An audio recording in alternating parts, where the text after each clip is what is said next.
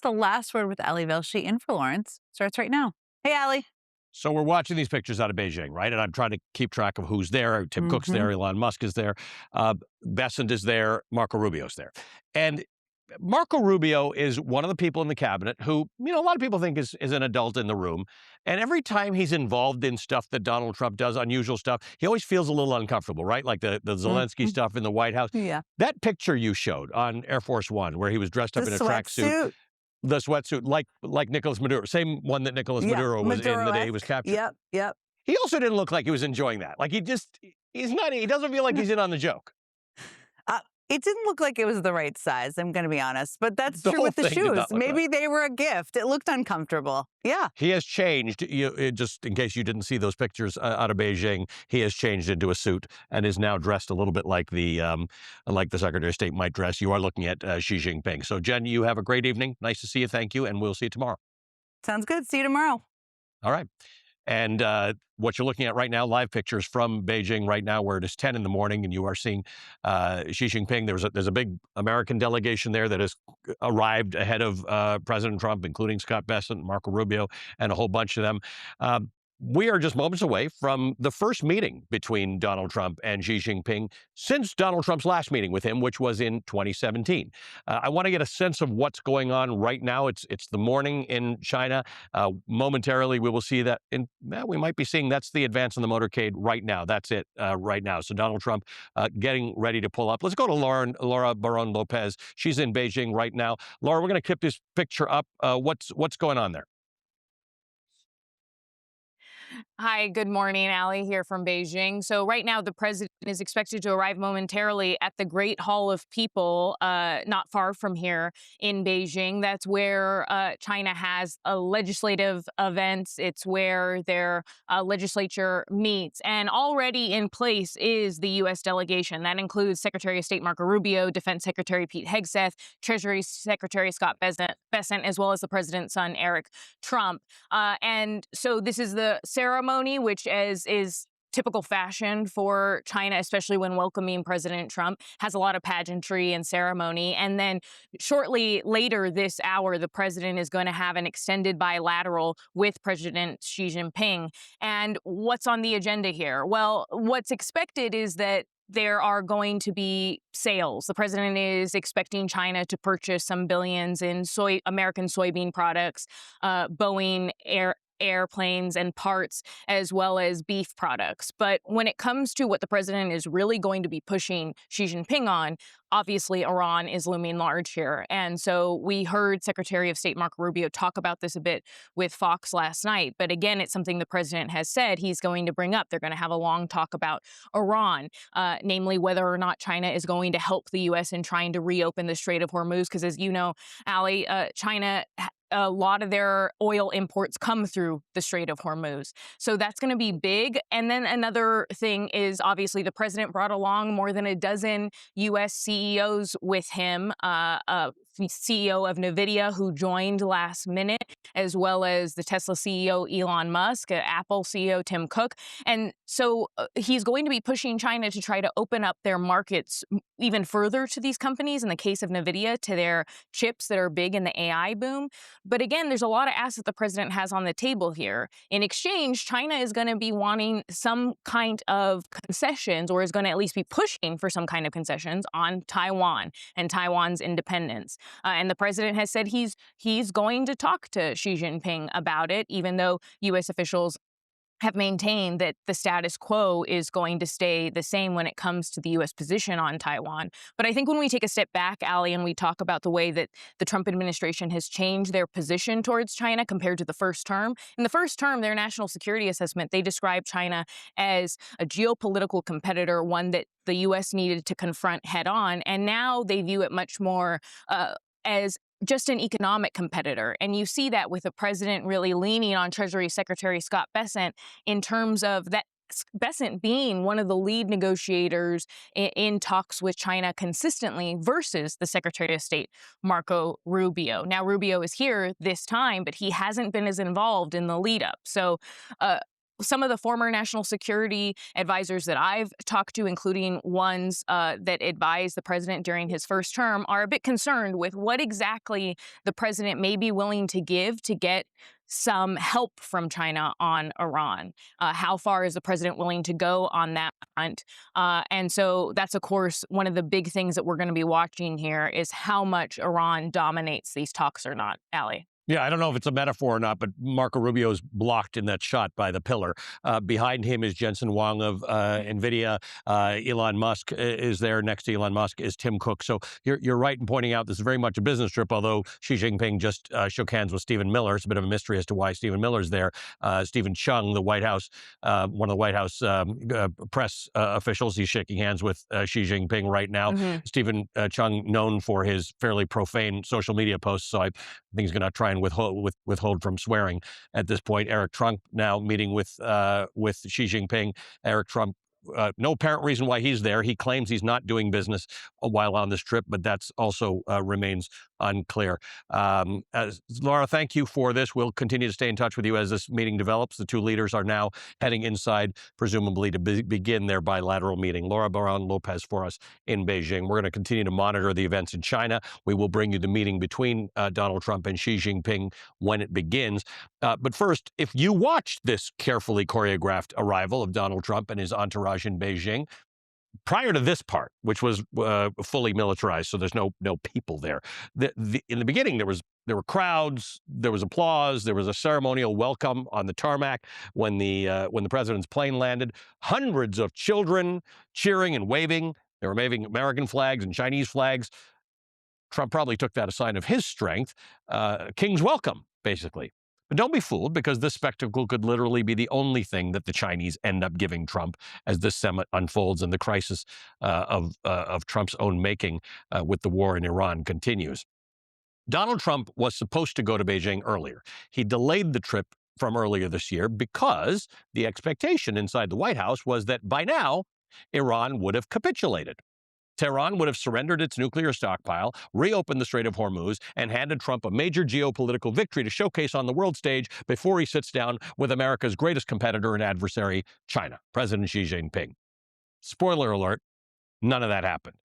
The backdrop to this summit could hardly be worse for Donald Trump. He's mired in a war of his own making, still with no end in sight, as Iran's nuclear stockpile remains unaccounted for, and the Strait of Hormuz, which has never been closed before, remains closed with no plan to reopen it. But there's more. Brand new economic fallout tied to Trump's war and tariffs are having a massive impact on Americans at home. Wholesale inflation, it was a brand new report today, signaled even more pain to come. The Wall Street Journal reports that April price increases lifted the annualized producer price index inflation rate to 6%. That's the highest reading since December of 2022. That follows consumer inflation numbers, which were published on Tuesday, which also emphasized how much higher energy costs are driving prices across the economy. Now, to really understand the economic crisis that Donald Trump has created, I want to give you a quick explanation of the difference between these two inflation measurements. The Consumer Price Index, called CPI, measures what American consumers pay for things like gas, groceries, rent, clothing, sort of a basket of goods. It's basically inflation from a consumer perspective. The Producer Price Index, PPI, is wholesale inflation. It measures what businesses are paying before products ever reach consumers, things like raw materials, shipping, wholesale goods. So CPI tells you what inflation looks like at the checkout counter. Yesterday, we got news that that figure rose 3.8% last month compared to the same time a year before. 3.8% is the fastest rate that the CPI has increased since May of 2023. As for PPI, the wholesale inflation, the producer price index that we saw the number for today, the 6%, that's an early warning sign of where consumer prices might be headed next, because in most cases, a business has to pass those increases over to its consumers. Some companies can afford not to, most companies can't. Trump repeatedly downplays inflation risks for Americans and the toll that higher prices have had on their finances. Just yesterday, Trump said, quote, "Inflation is short-term." This week's inflation report shows that's not likely true. We are definitely going to see more to come because of those wholesale inflation numbers. Even the folks at Fox couldn't deny the economic reality. Food prices, grocery prices, core inflation, those numbers are up We are now deeper in the red. Markets do not like what they're saying. This is pretty devastating, actually. Even Fox gets the economic reality. But Donald Trump clearly doesn't because of something he said yesterday. We talked about this last night. It's shocking even by Trump standards.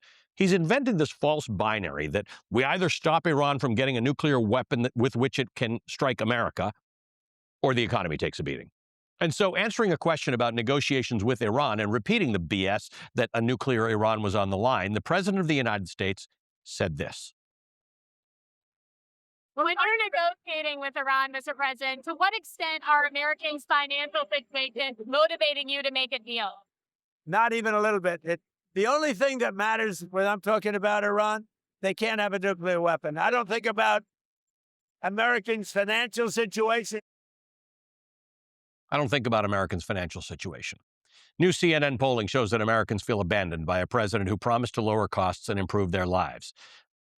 You don't see numbers like this. 70% of Americans disapprove of Donald Trump's handling of the economy.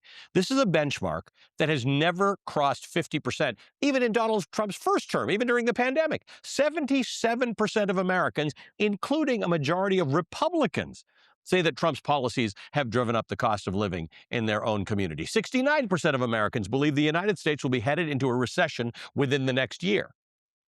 We have a president who said on camera yesterday that he doesn't care about Americans' financial situation. Voters can hear him. In an interview with my colleague Alex Tabbitt, one voter said this about Donald Trump's statement. When he says that he doesn't think about Americans' financial situations, what is your reaction to that specific? I think that's a true statement. Because, of course, he's not thinking about us at all. So, yeah. So that's my feeling. What do you think he's thinking about instead? Excuse me? What is he thinking about instead? He's only thinking about his own power, not us at all. He's only thinking about his own power, not us at all. That's the reality overshadowing this summit tonight, this very, very important summit tonight in Beijing. Two global leaders projecting dominance and control. But for Trump, here's the reality underneath it all. A costly war with no endgame, rising inflation that economists warn could get even worse, and a growing sense among many Americans that the sacrifices being demanded of them are disconnected from the problems that Donald Trump actually promised to solve and got elected to solve. Tonight, Donald Trump wants this summit to look like a demonstration of his strength, but the question hanging over all of it is whether Americans watching back home see strength or they simply see a president increasingly trapped inside the crisis he created and only thinking about himself. Joining us now is the Democratic Congresswoman Madeleine Dean of Pennsylvania. She's a member of the Foreign Affairs and Appropriations Committee. Congresswoman, thank you for joining us. Look, this is a tough one because this is really important. A meeting between the President of the United States and the Premier of China, which is our adversary and yet one of our biggest trading partners. There are really important agenda items to discuss, and Donald Trump is going in with his tail between his legs. It is really important. And I have to tell you, you know this about me. I don't like saying that a president overseas on such an important summit is in such a weakened position, but that is the truth. That customer at the gas station right there got it right. The president was telling the truth when he said, I don't think about Americans' financial situation at all. I don't think about anybody, was the next thing he said. Unfortunately, here we are with the president with this important summit with Xi Jinping. He is weakened with a 70% disapproval rating. I don't know numbers like that. The important issues that we want him to be facing with Xi, with strength, he can't. IP theft, fentanyl precursors coming to the United States, and so many other things. Humanitarian violations by China that we are always fighting. He doesn't have the credibility because of the rubble of what he has done. Here he is at war in Iran. He's trapped. He doesn't know how to get out of it. He's actually over there going to ask Xi Jinping to help him get through the Strait of Hormuz, and to get somehow out of the corner that he is in the war in Iran. So I don't like to report on it, but it is true. The president No, I is agree there with you. in a weakened position. I don't like it. I want Yes, people yes. to understand that.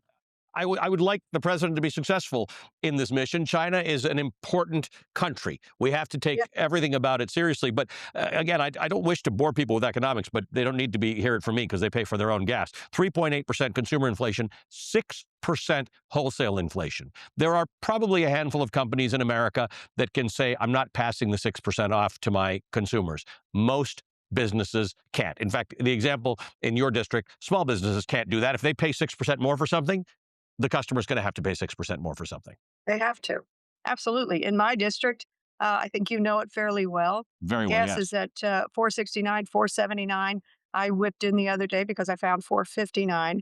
But I'm talking to colleagues here in D.C. We're in session now in D.C. People are paying $6 a gallon, $7 a gallon, and more. The American people are feeling it. The president does not care.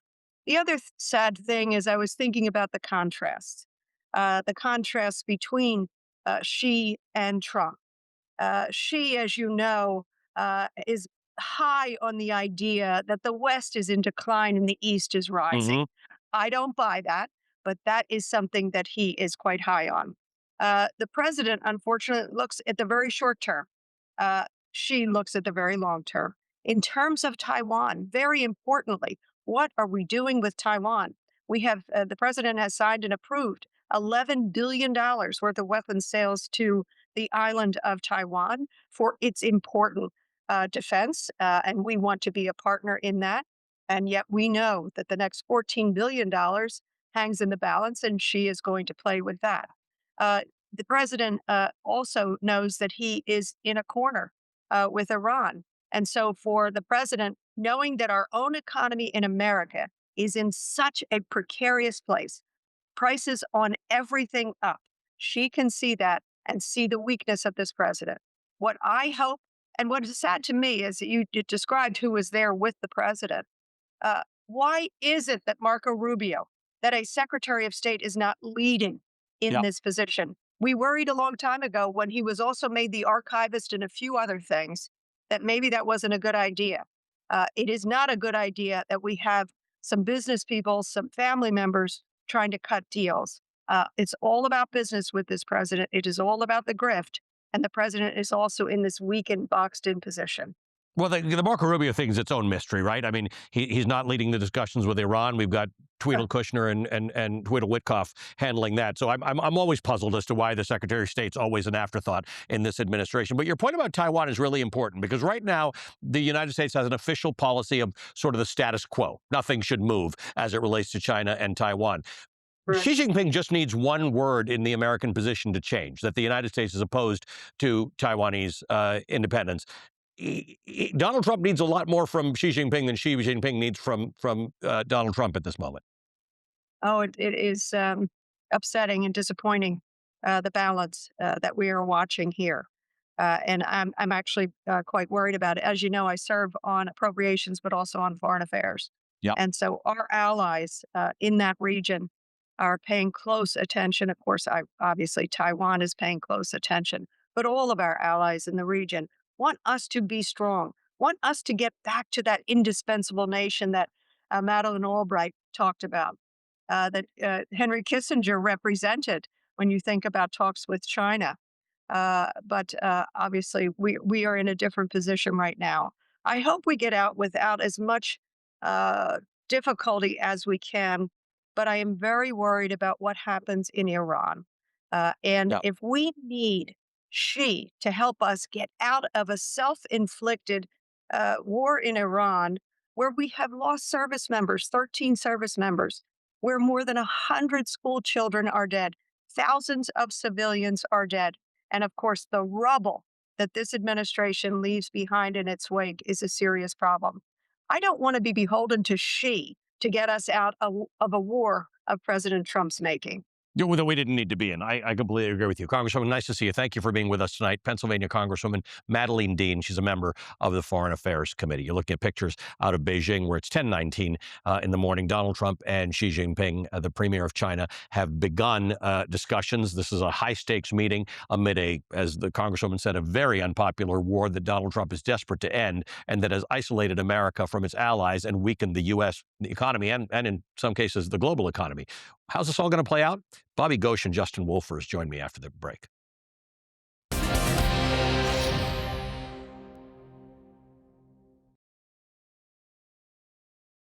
Hi, Donald Trump's in Beijing. Let's take a look. This is the room that the officials are in. You see Scott Bessent right there in the center of the room. Marco Rubio is just off to the side. Stephen Miller is in that shot. All those people you saw outside are now in this room. This may be the most consequential foreign policy summit of Donald Trump's entire presidency. But ahead of his arrival, the New York Times editorial board released some sharp criticism in an opinion piece titled, "Trump's China Policy Has Weakened America," calling him out for alienating allies who could help the U.S. with some valid pushback on Beijing. They write, his failed tariffs proved ineffective at intimidating China even before the Supreme Court ruled some of them illegal. In response, China restricted U.S. access to valuable rare earth metals and learned just how much leverage it has. The Times editorial states that the biggest risk in this summit is that Trump could trade short-term American gains for long-term Chinese advantages. It continues, quote, his war in Iran has hurt the American economy, and he reportedly plans to lobby Mr. Xi to buy more American goods in agriculture and other sectors. In exchange, Mr. Xi wants weaker American support for Taiwan and even more access to American semiconductors. Either of these exchanges would be a bad deal for the United States, end quote. Ryan Hess, the director of the China Center at the Brookings Institution, wrote this in The Atlantic, quote, China's leaders and their advisors often describe America as declining but dangerous, a late-stage power prone to bursts of aggression in the hopes of arresting its slide. China's restraint should not be seen as a sign of weakness. Instead, the country is biding its time, positioning itself as the ready choice to fill a leadership vacuum when the United States flames out. End quote. Wow, what a sentence. Positioning itself as the ready choice to fill a leadership vacuum when the United States flames out. What an assessment. China's leadership believes it doesn't need to defeat the United States in any fashion directly. It simply needs to wait for America to weaken itself through division, dysfunction, and political instability, all things that Donald Trump exacerbates. And with the future of the global balance of power on thin ice, there are growing concerns tonight about how the Trump administration is treating the summit itself, and whether Donald Trump and his family are using the summit to advance their own personal business interests. You saw this in the picture. According to the Financial Times, Eric Trump traveled with the U.S. delegation to China while a business group connected to the Trump family is pursuing a deal there. A spokesperson for Eric Trump has said that he will not participate in any discussions or meetings related to any business entity. I'm sorry, I'm having trouble delivering that with a straight face. But it gets to a larger issue surrounding Donald Trump. Where exactly does American foreign policy end and the Trump family business begin? And does Donald Trump only view American foreign policy in terms of how it serves the Trump family's bottom line? Questions that are all the more chilling when dealing with the United States' #1 geopolitical rival, China. Joining us now is Bobby Ghosh, a geopolitics analyst. He's the author of Ghosh World Substack. Justin Wolfer is also with me. He's a professor of economics and public policy at the University of Michigan. He's the founder of Platypus Economics, named after the said platypus, and he teaching economics to the broader public on Substack and YouTube. Welcome, guys. Good to see you both. Justin, I'm sorry, you've been spending a lot of time with me today. We spent a whole lot of time on a show together. We're looking at these pictures. You brought up an interesting point earlier, why this is different from our historical geopolitical foes, and that is during the Cold War, we didn't do anything with the countries behind the Iron Curtain. We did not trade with them. We did not have exchange with them like this. We buy everything from China. We are dependent on China. We are codependent with China. So this is a very complicated setup. Yeah, absolutely. Mate, by the way, just reflecting on my own personal life, codependence isn't all that bad. I'm codependent on the missus and we get along pretty well together. Good point. Look, I'm an economist, and so Bobby's going to give you more of the geopolitics. But I don't like the idea even of calling China an adversary. The Chinese people are wonderful people. Our economies are deeply intertwined. We do a lot of stuff that helps them. They do a lot of stuff that helps us. All of this occurs through the rival, through the lens of sort of great power rivalry, and honestly, sometimes just the president wanting to push America's problems out to others. But there's a great deal that the United States gains from our work with China, and vice versa. So, Bobby, help us with this, because I wonder when you go out in the street and you ask 10 people how to describe China, Are they an adversary? Are they a rival? Are they a competitor? Are they how should we be thinking about this? Because this is a very important meeting between two great powers. I think Justin is exactly right. The trouble is that American politicians don't talk like that. They don't tell when they're speaking to their constituents. When the president of the United States speaks from his bully pulpit, he's not saying that we have. Bobby, hang on a second. Hang on a second. Let's just listen to the president. I'll come back to you in a second. Donald Trump speaking. Work it out. I would call you, and you would call me. Whenever we had a problem, people don't know. Whenever we had a problem, we worked that out very quickly, and we're going to have a fantastic future together. Such respect for China, the job you've done. You're a great leader. I say it to everybody. You're a great leader. Sometimes people don't like me saying it, but I say it anyway because it's true. I always say the truth.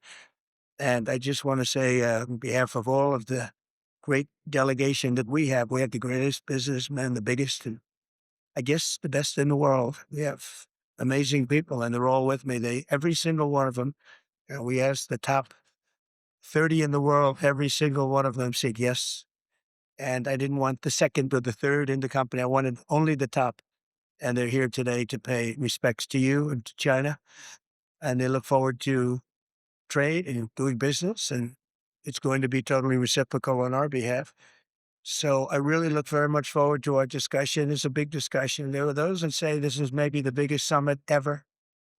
They can never remember anything like it. I can say in the United States, people aren't talking about anything else. But it's an honor to be with you. It's an honor to be your friend. And the relationship between China and the USA is going to be better than ever before. Thank you very much. Thank you.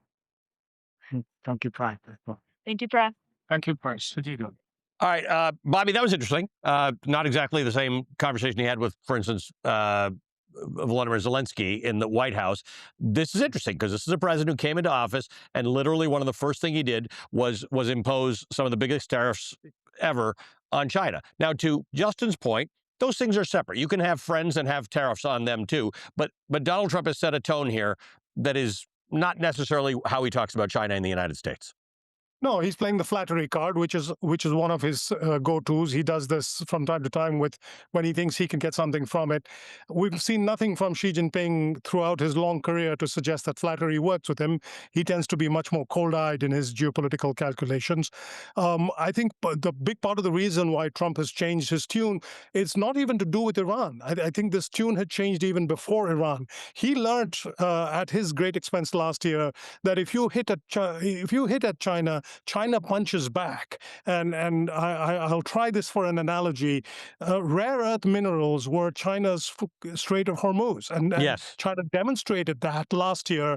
And that was a wake-up call for Donald Trump. And we've seen reporting from within the White House going back long before the war in Iran, that the president was beginning to back off his rhetoric on China, and that he was telling people around him, he was telling his administration, his officials, to ease up on their anti-China rhetoric. So he was already in this posture before the war in Iran started. The war has made his dependence on China even greater. He's now, the president is clearly looking at his legacy. He wants to go out on some kind of a high, and he realizes that Iran is going to be a major, major blot on his legacy unless he can get it fixed quickly. He recognizes that Xi Jinping, if Xi Jinping wants to, can help it.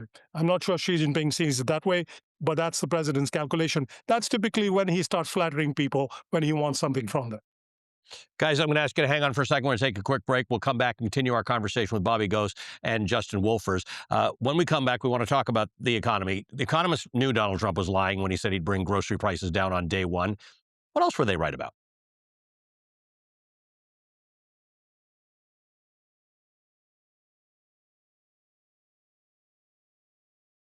When Donald Trump told voters this in 2024, the experts knew it was a lie. When I win, I will immediately bring prices down starting on day one. Today, the Nobel Prize-winning economist Paul Krugman wrote about how those predictions were completely right. Quote, the so-called experts ridiculed Donald Trump's claims that he would bring grocery prices down on day one and cut energy prices in half. The so-called experts warned that Trump's attack on Iran would lead us into a quagmire and cause a global energy crisis. The so-called experts said that Trump's contempt for international agreements and his threats to friendly nations would undermine the world's trust in America and that we would find ourselves without allies when we needed their help. The so-called experts were completely right, end quote. Bobby Ghosh and Justin Wolfers are back with us. Hey, Justin, I don't know if Bobby's ever tried out that whole rare earth thing that he said to me, but that's why I love having you guys here, because you give me these analogies that really make me think about something, that rare earths are China's version of the Strait of Hormuz. We've all known for all of history, oh, not all of history, but for many years that China controls these minerals. We've also known that Iran can shut the Strait of Hormuz, but neither ever did those things until we tested them. One more thing to add, the Strait of Hormuz isn't straight and rare earths aren't rare. There you Isn't that go. amazing? Just to be clear, the Strait of Hormuz, as you describe it, is not straight. It is a kink. It's a big kink. That is correct. Back to you, Bobby. It is interesting, though, because Donald Trump needs to get a bunch of things from China. And we were just talking to Madeleine Dean earlier, and her main concern is that China needs a bunch of things from America, too, but it needs one thing. There's something that's really important is Taiwan. America has this sort of vague agreement that it will protect Taiwan, which is it's in a difficult position to do now because our military is all busy in Iran. But it also it's sort of vague, right? Our support for Taiwan is not as absolute as many people think it is, and China would like it to become opposition to Taiwanese independence.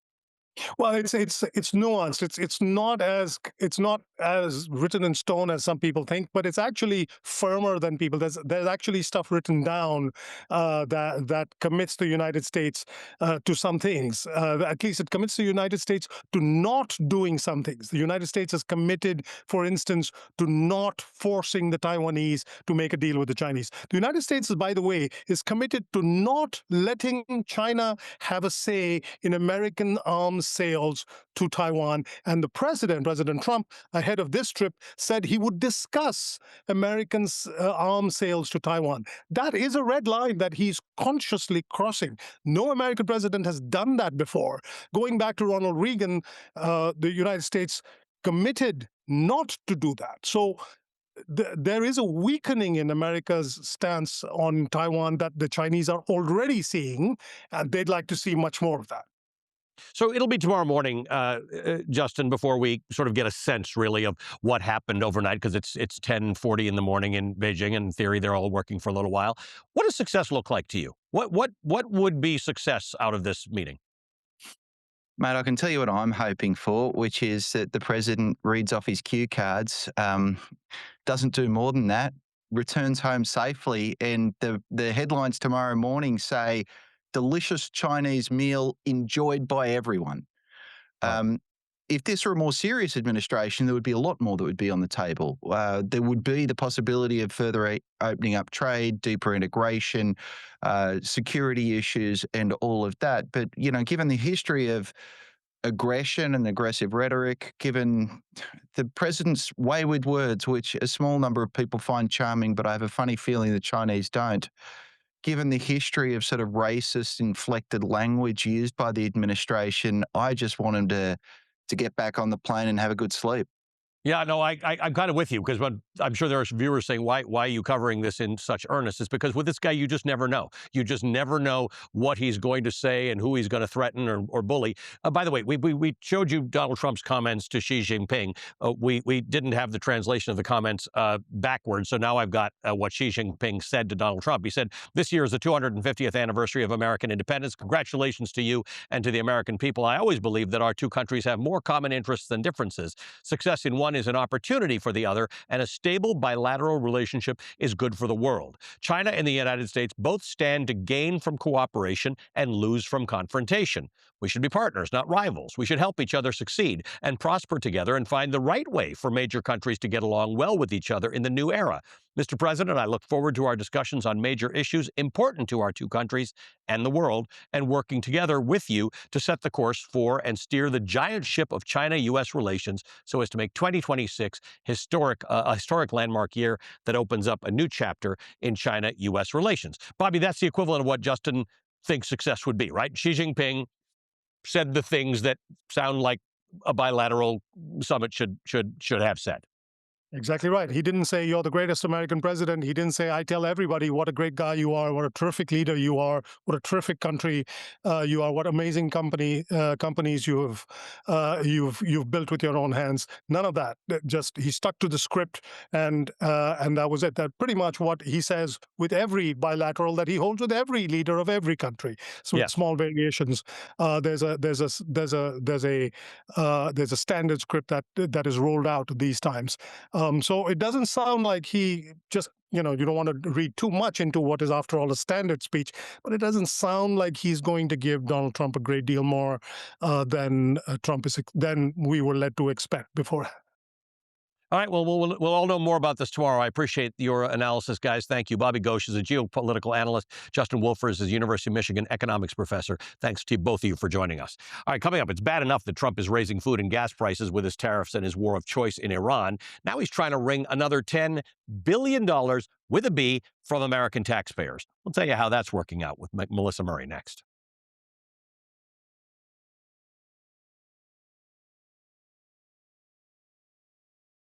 All right, here's a sentence that could only be true in Donald Trump's America. Donald Trump's Justice Department is considering whether to settle Donald Trump's lawsuit against Donald Trump's IRS. That's according to a new report from the New York Times citing 3 sources. The lawsuit stems back to Donald Trump's first term as president. Trump and his sons are suing over the leak of their tax returns for at least $10 billion, billion with a B. And late this afternoon, MS Now's Carol Leonnig and Ken Dilanian broke another story, some news about the FBI director, Kash Patel, seems to get a lot of news these days, and his boasts to members of Congress this week that the Bureau has nearly doubled the number of arrests under his tenure and captured the world's 10 most wanted villains at a record clip. Quoting now from the report, Patel's FBI has imposed new policies that inflate these numbers and overstate the Bureau's progress in stemming crime, according to half a dozen law enforcement sources with knowledge of the changes.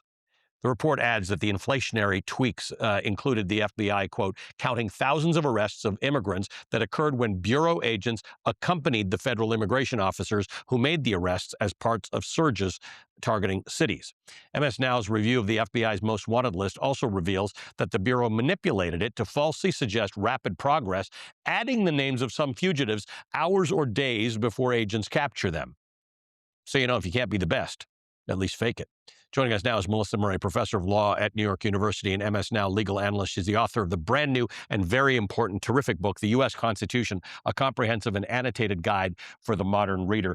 Melissa, I saw a different headline today, and I have to say, it said that in honor of the country's 250th anniversary, Donald Trump is going to pardon 250 people. Now, in a normal year, a normal presidency, I'd say, okay, you know what? There are always people who are deserving of pardons. That's going to be great. You know where my mind went?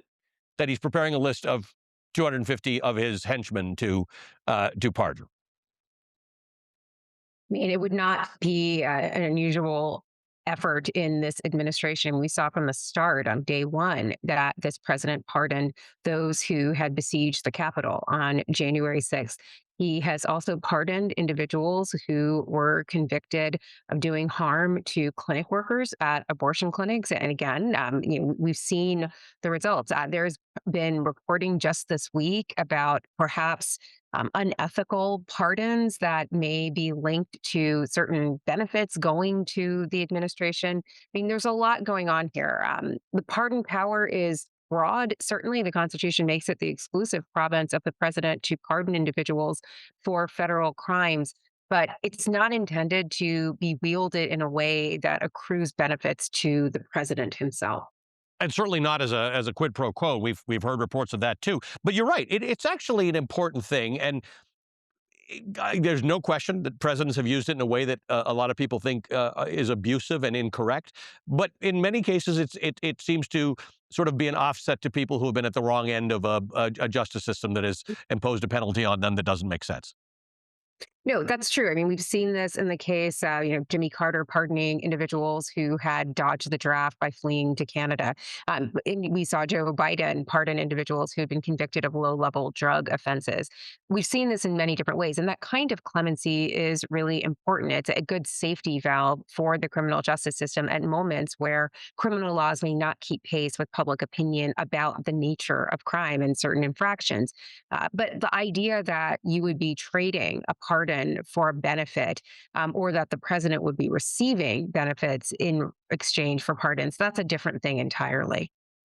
Can we talk about this lawsuit? This has been going on for a while. I don't know how one establishes $10 billion worth of damages for the tax return, given that having done that, Donald Trump won another presidency, which has been remarkably profitable for him.